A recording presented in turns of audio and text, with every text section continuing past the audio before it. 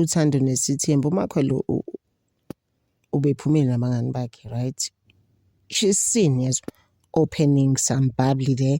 But my thing is that she's not seen iphuza. So this is just a problem. So this thing is going around social media and umusa akayithanda indaba zamajwala and alcohol, popping bottles, yabo into kanjalo akayithanda lezo zinto umusa.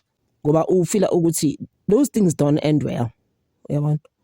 Abantu ba end up sekwenzakala izinto, uyabona leyo nto. But at the time uma ngabe uname shisanyama of some sort, you know, indawo kuyijabulisa. Just I'm not sure if she does sell alcohol.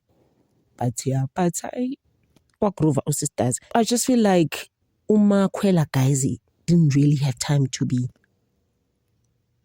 or to enjoy his 20s. Wavela abaningane and kumanje expect ukuthi habe nezinye eziwu-20 more. So yabona ukuthi it's a bit much. He needed to go out lo muntu lo. So we don't know if uMakhwela does actually drink.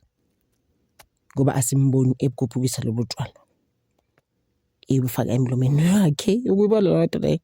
So we don't know, guys. I don't know what you think about this, but I just feel like uMakhwela needs to go out more often.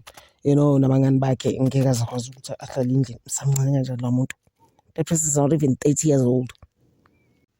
Ngapha umusa was-seen dancing ebhizi ethi ngeza flow. Hayibo guys, uza kuphi umusa ku-flow? Hey, umusa guys is always stressing people. Hey, ngabe umusa wathwebula u-flow guys, into esabisa kanje. So wathi ngeza flow or mhlamba uzama ukuceba uMakhwela. I'm not sure what she's trying to do, guys.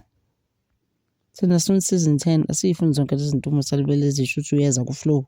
Uyahamba umusa. Like what's going on there? Scary stuff. People are not happy on socials. They're just like, please stop.